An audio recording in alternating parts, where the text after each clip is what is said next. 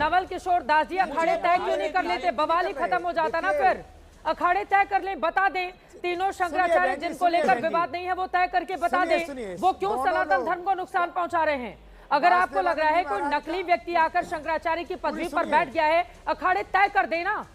इतना विवाद आप लोग को नहीं लग रहा है? आप लोग कितना नुकसान कर रहे हैं जिस धर्म का चोला पहने हुए हैं आप, नवल किशोर जी? स्वामी स्वरूपानंद जी महाराज का और वासुदेवानंद जी का दोनों का पहले से कोर्ट में लंबित है।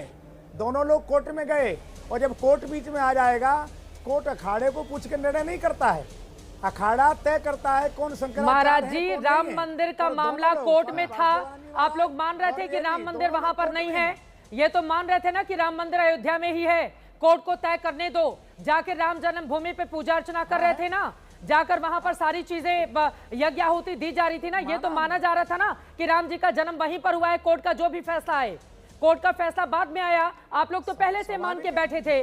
तो शंकराचार्य हैं या शंकराचार्य नहीं है, ये तो आप लोगों को तय कर लेना चाहिए। साधु समाज को बैठकर, तीनों शंकराचार्य को बैठकर तय कर लेना चाहिए कि है कि नहीं है। कोर्ट अपना फैसला देता रहेगा, कुछ तो पर्दा हटे। बोलिए बोलिए, बोल लीजिए। साधु समाज कोई राजनीति नहीं कर रहा है। वर्तमान में स्वामी अभियुक्तेश्वरानंद जी शंकराचार्य पर पद पर मान्य नहीं है, कोर्ट में उनका लंबित चल रहा है। अच्छा।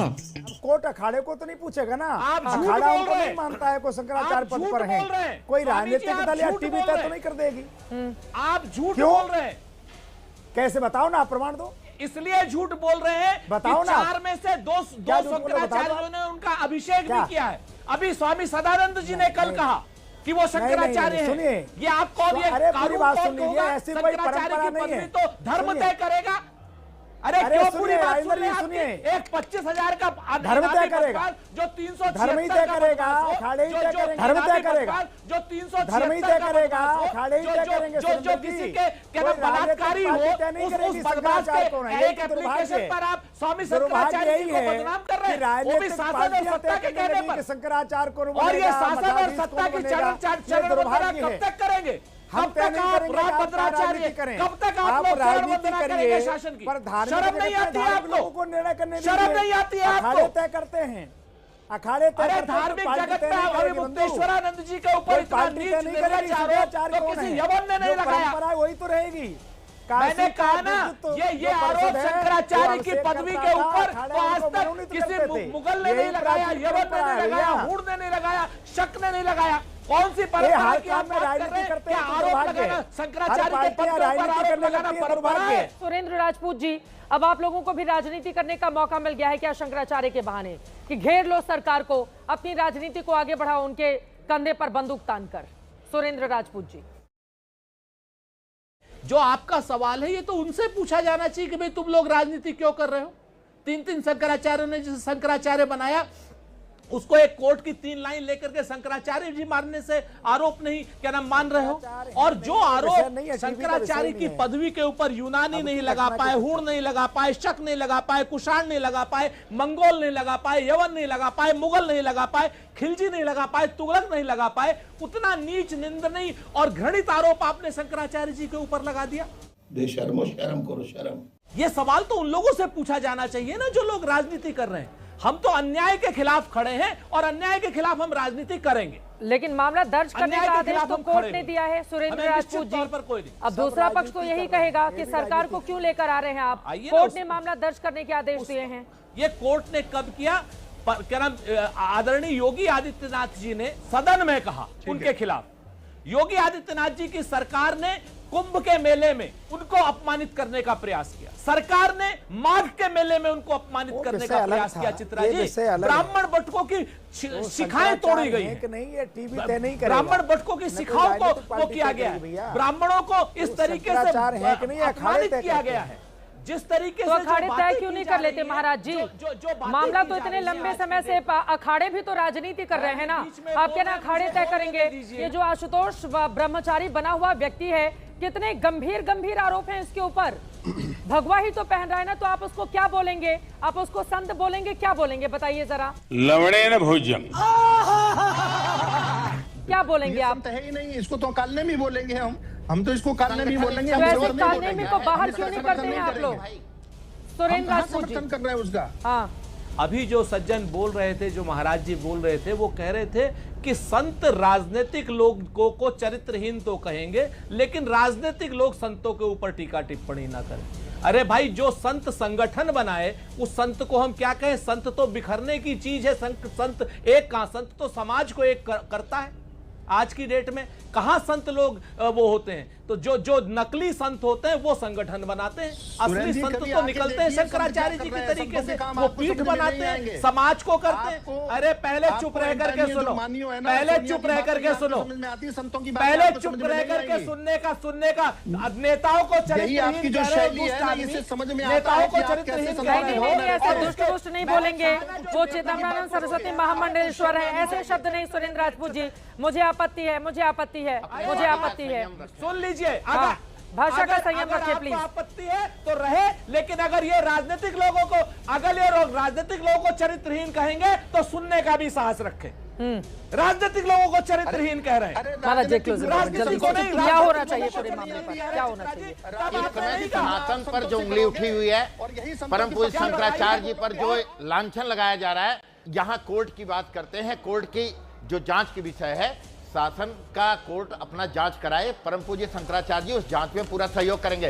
परंतु यहाँ बात है गंभीरता की कि जो लांछन लगा रहा है वह कितना चरित्रवान है, उसका क्या सभी अखाड़ा परिषद हो या अखिल भारतीय संत समिति हो, ऐसे चरित्रवान जो जिसका कोई चरित्र ही नहीं है, यह ब्रह्मचारी है या ढोंगी है,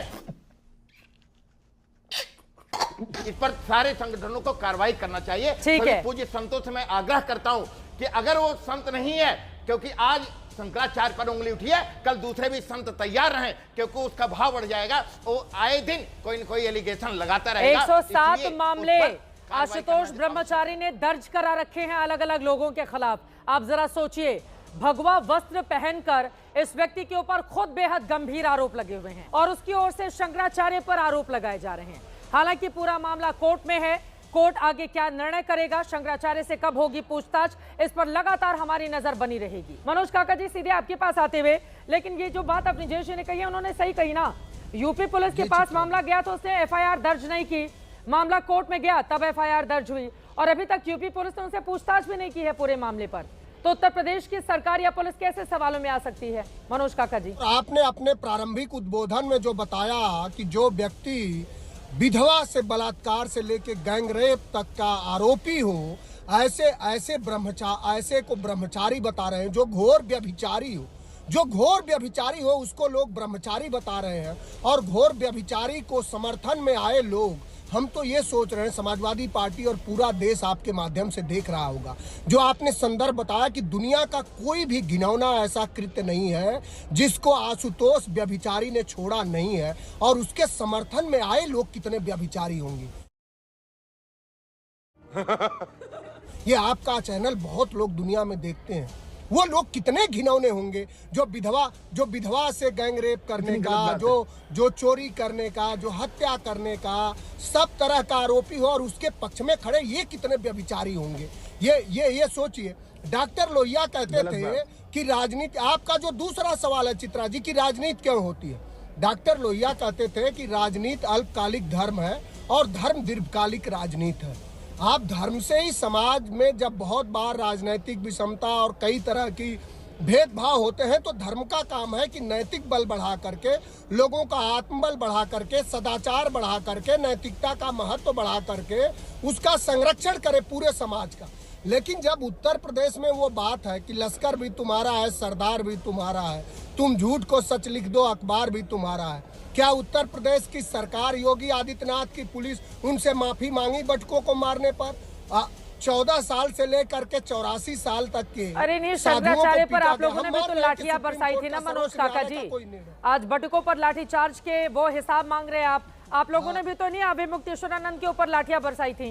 आप जनवादी सवाल करने लगे हैं, इसके लिए आपको साधुवाद। हमने लाठियां अगर जो बरसाए, उन अधिकारियों को तुरंत राष्ट्रीय अध्यक्ष जी ने, समाजवादी पार्टी ने सस्पेंड करा। हमने शंकराचार्य जी से खेद प्रकट किया। समझ रहे हो आप? अब मैं आपसे जानना चाह रहा हूं कि योगी आदित्यनाथ, अजय सिंह बिष्ट और जिनको उनके सगे चाचा कृपाल सिंह बिष्ट ने बना दिया, साधु बना दिया, योगी बना दिया, वो योगी हैं, वो सर्टिफिकेट नहीं दिखाएंगे।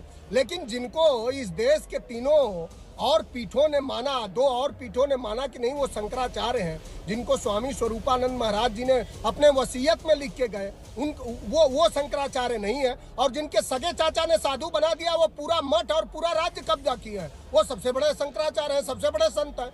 अब उनका हालात यह है कि जो उनकी दरबारीगिरी नहीं करे वो संत नहीं है।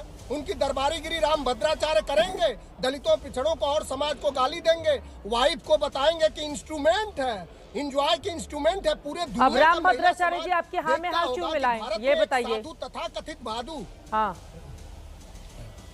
नहीं, हमारे हाँ में हाँ ना मिलाएं, वो देश के और धर्म के हाँ में हाँ तो मिलाएं। हमारे किस किताब में लिखा है कि जो वाइफ है वो इंस्ट्रूमेंट, वो है इंजॉय फॉर इंस्ट्रूमेंट है?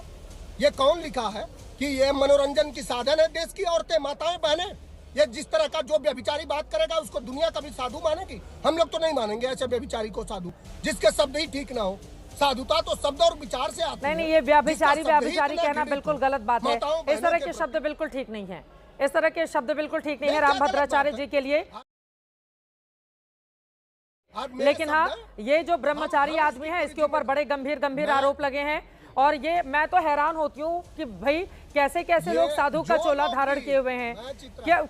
कल हमने जनहित में रात 9 बजे स्टोरी चलाई थी, जिसमें जिस जगह का ये रहने वाला है उस जगह के लोगों से बातचीत की। उन लोगों ने ऑन कैमरे पर कहा, कैमरे पर आकर बोला कि ये झूठे आरोप लगाकर अवैध वसूली करता है, जालसाजी करता है, इसका ये गोरख धंधा है। ये जो आदमी आप देख रहे हैं, इसके इलाके के लोगों ने आकर कैमरे पर बोला है। अभी मुक्तेश्वरानंद के पास कुछ पत्रकार पहुंचे थे, उन्होंने भी आरोप लगाया कि इस व्यक्ति ने कैसे जो आरोप वहां से निकलकर सामने आए हैं, हालांकि वो कितना सच है ये आप लोगों के ऊपर मैं छोड़ती हूं, लेकिन पत्रकारों ने कहा कि इस आदमी की ओर से फोन करवाया गया कि आप अपनी बच्ची को आगे करके आरोप लगा दीजिए अभी मुक्तेश्वरानंद पर। अब जरा सोचिए, ये वो आदमी है और इसके आरोपों पर शंकराचार्य अभी मुक्तेश्वरानंद को लेकर यौन उत्पीड़न के मामले को लेकर डिबेट हो रही है और अभी तक पूछताछ क्यों नहीं की गई। स्वामी चिदम्बरानंद जी के पास में जाऊंगी, अपनी बात पूरी कर लीजिए मनोज काका जी। पुलिस किस चीज का इंतजार करिए, क्यों नहीं कर लेती पूछताछ, लेकिन उसके पहले मनोज काका जी अपनी बात पूरी करें। चित्रा जी, मैं फिर ये कह रहा हूँ, मेरी पार्टी कह रही है, राष्ट्रीय अध्यक्ष जी ने कहा है कि मैंने और जब समाजवादी पार्टी में उन पर लाठी चली थी वो शंकराचार्य नहीं थे, साधु थे, लेकिन फिर भी हमने उनसे खेद प्रकट किया। क्या ये सरकार उनसे माफी मांगेगी? सरकार का क्या, सरकार ने जिन लोगों ने उन बटुकों पर उनके धर्मदंड को तोड़ा, उन पर लाठियां चलाई, उनको सरकार ने सस्पेंड किया नहीं किया? सरकार में अगर इतना ही नैतिक बल है तो सरकार के चलाने वाले स्वयं अपने आप को वो एक पीठ के वो है, पीठाधीश्वर है, क्या उनमें इतना नैतिकता नहीं है? क्या उनमें उतनी करुणा नहीं है? क्या वो ये नहीं मान सकते हैं कि जो न्यायालय तय करेगा वो होगा, उनके साथ किसी तरह का अन्याय न हो? क्या उन्होंने अधिकारियों को हटाया? तो इससे पूरा सिर्फ शंकराचार्य जी का नहीं अपमान हो रहा। आपने बढ़िया संदर्भ लिया कि इससे पूरे देश में और पूरे दुनिया में हमारे सनातन धर्म का सबसे खराब से खराब उसको बदनाम करने का, उसको अपमानित करने का अगर कार्य कोई कर रही है तो योगी सरकार कर रही है। तो लेने के देने पड़ गए।